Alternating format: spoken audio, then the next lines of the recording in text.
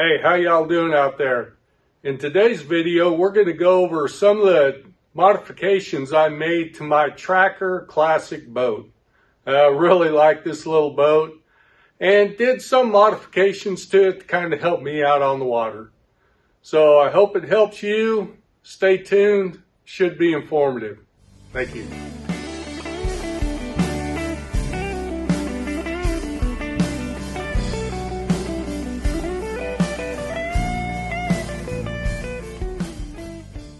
Hey guys, I did change out the original Minn Kota Edge trolling motor that came on the unit with this Minn Kota Terrova. It's a good unit. I really like it. The reason I would suggest the Terrova over the Ultrex for this boat is unless you want to cut into your boat, and there's not a lot of room on the deck of this, you've got a foot pedal that's low profile, and that's a lot easier than the Edge, where it's set up real high, and it was hard to stand on one foot and control it. This one's low enough you can comfortably, stand with both feet, pressure on both feet, and control the motor. So I really like that. I never fastened mine down. I found it was easier to just kind of move around. It doesn't slide around on the deck at all, so I haven't had any problems with that or while I'm transporting it. The other thing, my transducer I did mount on the bottom of the trolling motor, and if you saw my other video, I used a cable sock and wrapped it around the shaft to make that work. It's not the greatest in the world. It will be high maintenance. I'll have to change these socks out once in a while. And once in a while when I'm deploying or stowing, I do have to reach over or turn the motor a little bit to get that to come in right. But so far it's worked out real good for me. Okay. The one bad thing about the Terrova, I had to modify the cover. Because as you can see, it sticks out quite a ways past the front of the boat. So that's a bad thing. But I made it work. If you look at some of my other videos, you can see I just put a cover over the end of the trolling motor, and it works out. And on the front deck area, you can see I put a butt seat with a tall extension on it, strapped some tools to the front of it. That comes in awful handy. And if you look, there's just not a lot of room on this front deck. So when I'm laying my rods down on here, I get a little worried if I'm going to go from one spot to another. So I added these rod holders and kind of a dual purpose. What I'll do is I'll take my rods on the deck, I'll put them in my rod holder, and it also gives me a place to put some tools.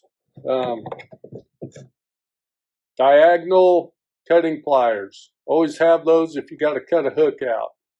Okay. I do keep a multi screwdriver on here. That's handy. And a knife.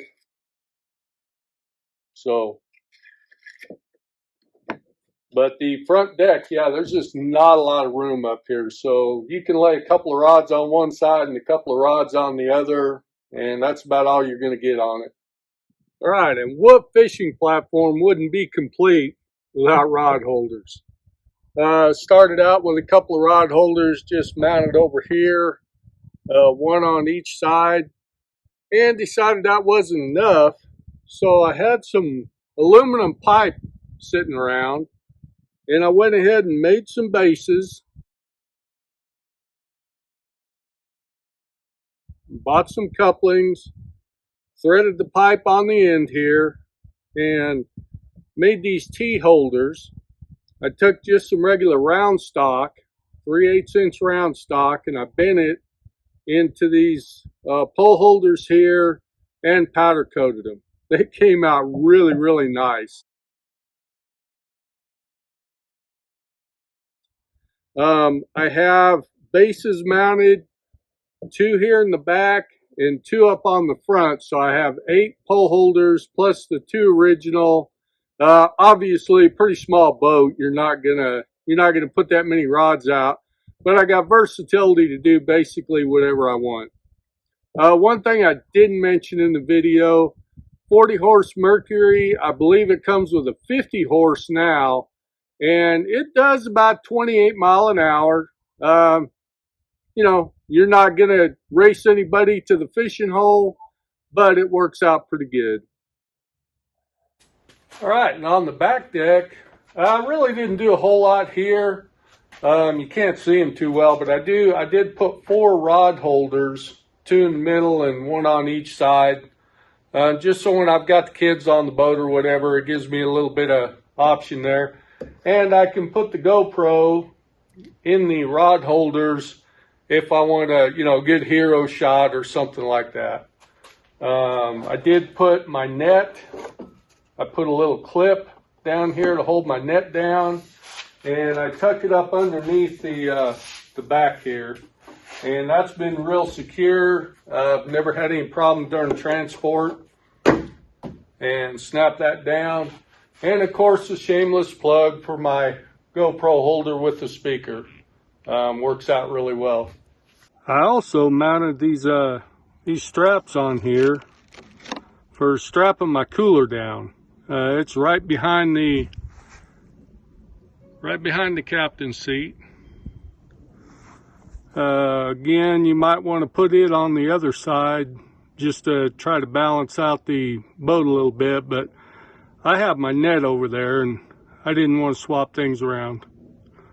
And of course I did add, I got a Garmin 93 SV UHD on the console, and I've got a Garmin 93 SV Plus on the bow. So I did a pretty good upgrade in the electronics from the little 4-inch Lowrance. I think it was a Hook 2 that came on the boat. I use my fish scale. I slide it in behind the live well. And in the front here, you got a little stowable area that I put anchors, ropes, things like that in. Wouldn't be real convenient for tackle storage, so I use it to store just miscellaneous things. So the boat doesn't have a whole lot of storage. What I did is I got a nice big toolbox, and that's pretty much what I use right there.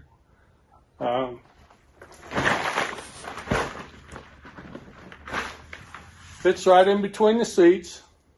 So most of the modifications I did to the boat are down in here. I put a rotating switch so I can disconnect my trolling motor while I'm charging.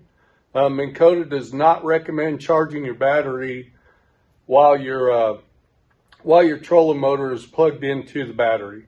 And I did have a friend who his trolling motor, he lost the brains or the main part of it, and he thinks it's because he was charging it that way. So I did put a disconnect switch on that. I added a float to make my bilge pump automatic. I did that after I forgot to put the plug in one day. I launched the boat and I got out, and I'd been out there a little while, and then I noticed the water coming up on the deck and figured I better go back and load it back on the trailer and put the plug in. So I put an auto bilge float on there. They're real cheap. You can get them at Walmart. Let's see. I put a dual battery charger on there, and because you don't want to charge both your batteries off the same charger, from what I'm told. Now, I know a little bit about batteries, so I would suggest that. It's a little bit of an expense, but it has one set of leads that go to your trolling motor battery, and the other set of leads go to your main battery. So a real good unit. I just come in, plug it in, forget about it. Nothing to hook up. It's all mounted there. All right, so here's a video of the back compartment. You can see back there where I've got the battery charger, and I'll show you how I've got that mounted. Over here is that disconnect switch I was telling you about. What I did, I put the key to the disconnect I tie wrapped it to the cord. Let's see if you can see that. Tie wrap that to the cord, so when I get ready to go, I put the key in, I turn it, and my trolling motor's on. I take it out, I plug it in when I'm charging my batteries. Okay. Now the one thing you will notice, the batteries came with the boat in the middle. This boat, if there's one major drawback to it, it really tilts in the water. The attitude of the boat with just one person in it, it tilts towards the captain's seat pretty bad. So to offset that, I went ahead and moved my batteries over to the passenger side of the boat to try to help that out a little bit.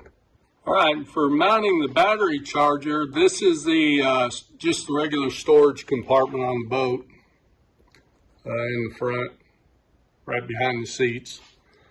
I put a piece of plywood here as backing for that.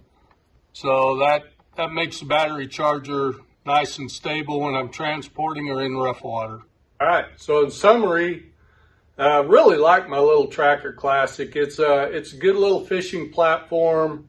For just one or two people, I definitely wouldn't try to put any more on there.